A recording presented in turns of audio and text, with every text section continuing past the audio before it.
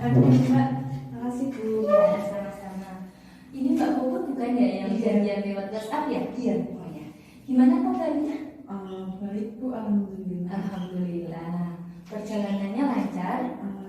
Enggak sih Bu, tapi ada kendala sedikit. Loh, kok ada kendala? Kendalanya apa Mbak? Kan saya kan bingung Bu daerah sini, jadi harus tanya-tanya dulu tadi. Wah, tak kira kendalanya apa, motor mogok apa gimana? Alhamdulillah enggak Bu. Oh iya.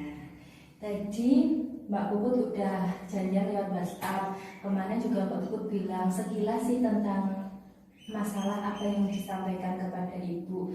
Coba Ibu pengen dengar lagi cerita Mbak Puput sekarang.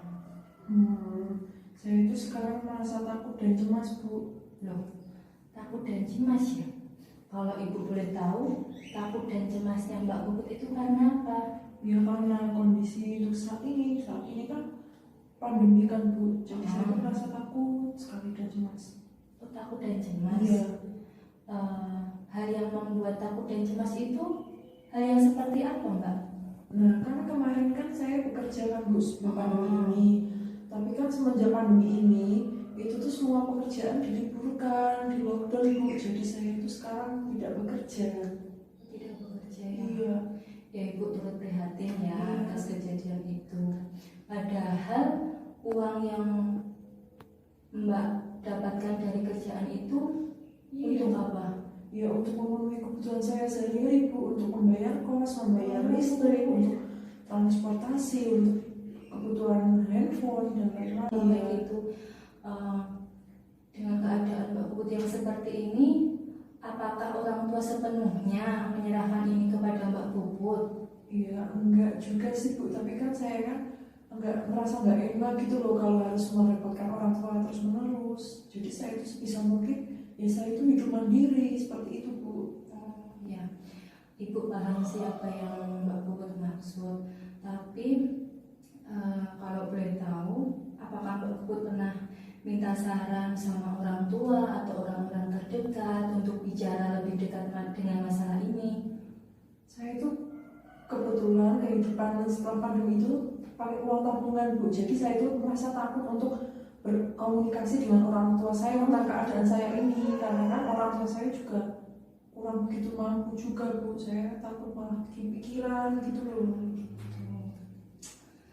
Ibu paham kalau maksud Mbak Puput itu baik, tapi coba dipikirkan, apa dengan Mbak Puput nggak cerita sama orang tua, nggak minta saran sama orang lain, atau nggak pernah menceritakan hal ini, apakah itu semua bisa menyelesaikan masalah dari Mbak Puput?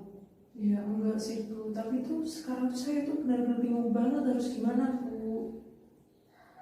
Bingung ya, bingung terus ya jadinya ya. Iya.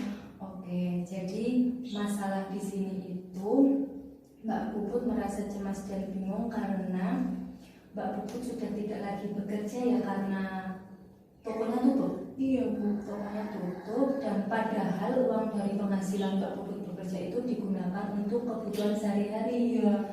Dan Mbak Puput takut untuk bilang ke keluarga. Iya Bu. Ya. Jadi Ibu paham. Oke, jadi begini aja. Ibu nanti akan sedikit membantu Mbak Puput untuk menyelesaikan masalahnya, tapi nanti yang menyelesaikan Mbak Puput ya. Ibu juga cuma membantu aja. Jadi nanti Ibu akan menggunakan teknik kursi kosong, atau biasanya itu istilah Inggrisnya empathy chair. Pernah dengar? Kayaknya belum deh Bu. Pernah ya? Ya, jadi nanti Ibu akan jelaskan. Tapi sebelumnya Ibu nyiapin peralatannya dulu ya. Jadi peralatannya itu cuma 2 kursi. Ya Mbak Puput di situ aja, nggak apa-apa. Nggak apa-apa. Nggak apa-apa. Minta geser ke situ. Nanti Ibu berdiri nggak apa-apa ya. Iya Bu. Ini buat tekniknya Mbak Puput. Tutup sih. Nah, jadi nanti Ibu akan jelaskan tekniknya. Apa tadi namanya? Lupa Bu. Kursi kosong. Kursi kosong. Nah, kursi kosong. Jadi nanti kursi yang di kanan Mbak Puput ya kan, kanan. Nah, kanan Mbak Puput itu namanya top dog. Ya, kalau yang kursi yang sedang Mbak Puput duduki namanya underdog. Ya, top dog dan underdog.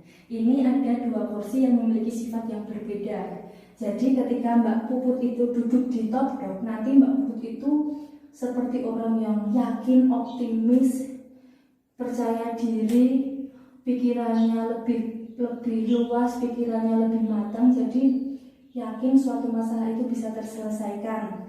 Nah, tetapi kebalikannya ketika Mbak Puput itu duduk di underdog, nanti Mbak Puput bisa menyampaikan keluh kesahnya yang selama ini Mbak Puput pendam tanpa ada bicara ke orang lain, masalahnya apa, kendalanya apa, mau melakukan yang seperti apa, nanti bisa disampaikan di kursi underdog. Jadi nanti Mbak Puput agak sedikit gerak ya, nanti pindah kursi top dog, pindah kursi underdog. Paham? Paham. Apa ada yang ingin ditanyakan? Untuk sementara ini nggak ada, Bu. Oke, baiklah. Alhamdulillah kalau Mbak Puput paham. Coba nanti Mbak Puput duduk di kursi mana ya? Kursi underdog, tetap di sini aja ya. Nanti Ibu akan mulai tekniknya. Udah siap? Insya Allah siap, Bu. Oke, sekarang Mbak Puput bisa pejamkan matanya. Bisa. Pilih kondisi ternyaman Mbak Puput, pengen senderan atau gimana ya. Tarik nafas, keluarin. Oke. Bayangkan saat ini Mbak Puput berada di tempat ternyamannya Mbak Puput, entah itu di kamar, di dapur. Bayangkan. Sudah bisa membayangkan? Sudah, Bu. Oke. Sekarang kan Mbak Puput udah berada di kursi underdog. Katakan semua hal yang belum pernah disampaikan tentang masalah Mbak Puput itu. Kenapa kok cemas, kenapa kok bingung? Karena Mbak Puput sudah tidak lagi bekerja. Ceritakan coba. Saya itu sebenarnya takut, Bu. Takut, cemas. Saya sudah nggak bekerja dan saya itu bingung harus gimana lagi. Apa yang harus saya lakukan, saya nggak tahu, Bu. Oke, ungkapkan lagi apa yang ingin kamu sampaikan ketika kamu merasa lemah, tidak berdaya, tidak punya apa-apa. Saya itu merasa tertekan, Bu, dengan keadaan. Saya kan nggak bekerja, sedangkan saya itu perlu membayar kos untuk biaya makan, dan sedangkan biaya saya saat ini tuh dari tabungan, dan tabungannya itu semakin menipis, Bu. Saya takutnya besoknya itu gimana gitu loh. Mbak Puput bisa buka matanya. Mbak Puput pindah ke kursi kanannya, kursi top dog ya, pindah dulu. Pejamkan matanya lagi, relax. Mbak Puput sekarang berada di top dog. Katakan apa yang Mbak Puput ingin katakan ketika Mbak Puput itu merasa optimis, merasa orang paling kuat, merasa Mbak Puput itu bisa menemukan solusi untuk masalah Mbak Puput. Saya harus semangat, pokoknya saya nggak boleh lemah. Pasti besok ada jalannya.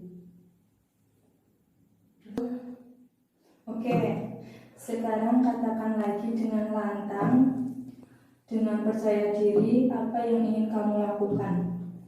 Saya harus yakin, saya harus kuat, saya harus semangat. Justru semoga saja dengan cobaan ini saya menjadi lebih dewasa lagi. Pokoknya saya nggak boleh mengeluh. Saya harus semangat. Oke, baik. Buka matanya. Mbak Puput pindah lagi ke kursi underdog. Lakukan lagi secara berulang-ulang. Katakan apa yang ingin kamu sampaikan sampai Mbak Puput itu merasa lega dan bisa menyimpulkan teknik ini. Saya yakin setiap masalah pasti ada jalan keluarnya. Kalau jalan satunya tertutup pasti ada jalan yang lainnya. Pokoknya saya harus semangat. Ya, Cukup. Semua pasti ada hikmahnya. ya. Bisa buka matanya. Gimana perasaannya Mbak Puput? Lumayan lega, Bu. Saya nggak nyangka kalau bisa berpikir sekritis ini. Alhamdulillah. Udah tahu apa yang harus dilakukan? Alhamdulillah, Bu, sudah. Alhamdulillah. Jadi nanti Mbak Puput bisa mencoba mencari solusi untuk masalah ini ya. Saran Ibu, jangan jadikan satu masalah itu membuat Mbak Puput itu terlalu terpuruk, hanya menyesali, hanya mengeluh tanpa ada solusi yang Mbak Puput dapatkan. Untuk masalah Mbak Puput nggak bisa bekerja lagi, nanti Mbak Puput bisa cari tahu tentang pekerjaan yang itu loh Mbak, yang online, kayak menulis blog tanpa harus kita ke tempat kerjanya, atau jualan online, atau yang lainnya juga masih banyak kok. Contoh saja, ada salah satu teman ibu, jadi dia itu punya tetangga yang bisa memproduksi makanan khas di daerahnya. Jadi nanti teman ibu itu menjualkannya lewat WA ataupun Facebook. Jadi di pasar Facebook itu ada marketplace itu. Nah, mungkin itu nanti Mbak Puput bisa mencobanya. Mudah-mudahan setelah ini Mbak Puput itu bisa lebih tenang lagi, nggak cemas sama nggak bingung lagi ya. Iya Bu. Oke, menurut Ibu konseling hari ini bisa kita akhiri. Tapi kalau Mbak Puput mau bertanya-tanya, Ibu persilahkan. Enggak Bu, saya rasa udah cukup. Oke, alhamdulillah ya. Pokoknya Mbak Puput harus tenang, nggak usah bingung. Sampai rumah nanti bisa menceritakan hal ini kepada orang tua. Bukan untuk membebankan orang tua, tetapi hanya saling sharing aja. Oke? Iya Bu. Yaudah Bu, saya pamit pulang dulu. Terima kasih. Assalamualaikum. Waalaikumsalam. Hati-hati ya Mbak Puput. Iya.